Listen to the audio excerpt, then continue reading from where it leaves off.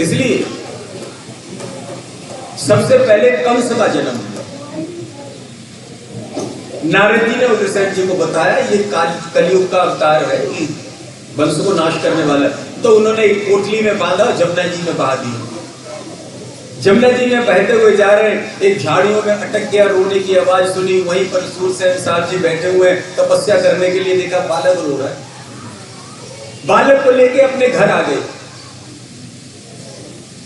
दूसरा बालक वासुदेव जी, वासुदेव के साथ पालन पोषण हुआ, पढ़ाई लिखाई हुई, बड़े हो गए।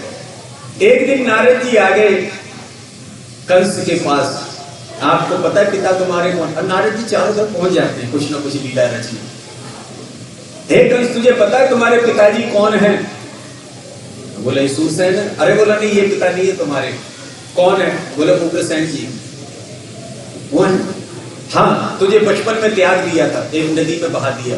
बस क्रोध में आया कंस, वापस आया और उग्रसेन जी को कारागृह के अंदर बंद कर दिया। अपना राज करने लगा। चारों तरफ हाहाकार हो गई। कंस ने कहा कोई देवी देवता की पूजा नहीं करेगा, सब लोग मेरी पूजा करेंगे। ओम कंस देवाय नमः, नो भागवत वासुदेवाय। केवल हर घर के अंदर देखा तो कंस जी की मूर्ति लग गई, उसी की आराधना, उसी की पूजना करने लगे। इधर उसकी एक चचेरी बहन है जिसका नाम है देवकी। देवकी से कंस बहुत प्रेम करता था। इतना प्रेम करता था कि उसके बिना भोजन ना करे, उसके दर्शन के बिना दरबार में न जाए, इतना प्रेम। विवाह का समय आया तो कंस ने कहा हे बहन तू चिंता मत कर, तेरे विवाह के लिए वर मैं ढूंढूंगा।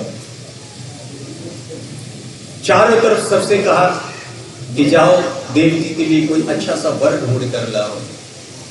नारद जी प्रकट हुए। नारद जी ने कहा चारों तरफ ढूंढने की क्या जरूरत है? अरे तुम्हारे मित्र हैं ना वासुदेव जी, सत्यवादी भी हैं, राजा हैं। कंस ने कहा ये तो मैंने देखा ही नहीं। आज वासुदेव का विवाह देवकी के साथ संपन्न होने लगा, फेरे पड़े। आज कंस स्वयं, कोई राजसी ठाट बाट नहीं, रथ हाँकने के लिए तैयार हो गया। रथ के ऊपर सवार है, देवकी रथ के ऊपर बैठी हुई है। बड़ी खुशियों से बैंड बाजी के साथ विदाई हो रही है।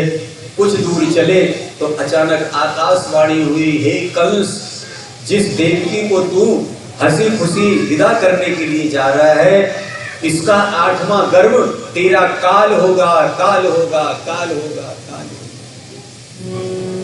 जैसे ही कंस ने सुना, रथ से नीचे उतरा, देवकी के पास पकड़े, खींचते हुए नीचे उतारा, तलवार निकाली, तलवार निकालकर मारने के लिए चल दिया। वासुदेव जी ने हाथ पकड़ा। कंस बस, अरे एक तो तेरी बहन, ऊपर से अभी अभी विवाह हुआ है, तू विदा करने जा रहा है, अरे तू मारता हुआ अच्छा लगेगा? ये हत्या लग जाएगी तुझे। बोले इसने, आकाशवाणी ने जो कहा है वो तो सत्य होगा। 8वां गर्भ इसका जो है मेरा काल है, मैं इसे मार दूंगा, ना ये रहेगी ना मेरा काल रहेगा। वासुदेव जी ने कहा देख सुन, आकाशवाणी ने कहा 8वां गर्भ, तो एक काम करता हूं, मैं तुझे वचन देता हूं, जब जब इसकी संतान होगी मैं तुझे लाकर दे दूंगा, तुझे जो अच्छा लगे सो करना। आज कंस ने आदेश दिया, जाओ वासुदेव और देवकी को नजरबंद कर दिया जाए। अच्छा एक बात ध्यान से सुनना, मैं सोचता रहता हूं बहुत ज्यादा। हम लोग सभी जानते हैं और सब कहते भी, उसे कारागृह में बंद कर दिया। कारागृह बोले जेल है, जेल, जेल कारागृह। अच्छा कारागृह होती कैसी है? वैसे तो चलो भगवान ना करे किसी को दिखाए, लेकिन फिल्मों में तो देखिए, एक बड़ा सा दरवाजा होता है, उसमें मोटी मोटी सलाखें होती हैं और एक सामने पत्थर पड़ा होता है जिसके ऊपर कैदी सोता है, ठीक है। एक मटका पानी रखा होता है, कैदी के लिए, यही कारागृह। ध्यान से सुनते रहना बिल्कुल, और जहां कोई गड़बड़ हो तो बताना फिर। ये कारागृह का नक्शा है, हम लोग सब जानते हैं। देवकी और वासुदेव को चलो कारागृह में रख दिया, लेकिन क्योंकि वो साधारण कैदी भी नहीं थे, बहुत बड़ा कोई तगड़ा कोई आतंकवादी अगर कैद में हो तो कम से कम 150 को आसपास बंदूकधारी और 24 घंटे कैमरा लगा के क्या क्या हरकत करता है। उससे भी बड़े थे वो अपराधी, ठीक है, क्योंकि उसका काल है उसके गर्भ में कंस का, तो कंस एक क्षण भी नजर से ओझल नहीं होने दे रहा, उससे पहरेदार लगा दिए। अच्छा एक बात सोचो, इतने पहरेदार 24 घंटे नजर रख रहे हैं उसके ऊपर, तो वो संतानें कैसे पैदा करी होंगी? भाई इतने बेशर्म तो नहीं हो सकते कि भरी भीड़ के अंदर संतान को उत्पन्न करें। ऐसा हो सकता है कोई? बोलो हो सकता है क्या? फिर हमारे यहाँ माताएं सड़क के ऊपर जाए तो पल्ला करके चलती है, कहीं सिर से बड़े बूढ़े रास्ते में न मिल जाए।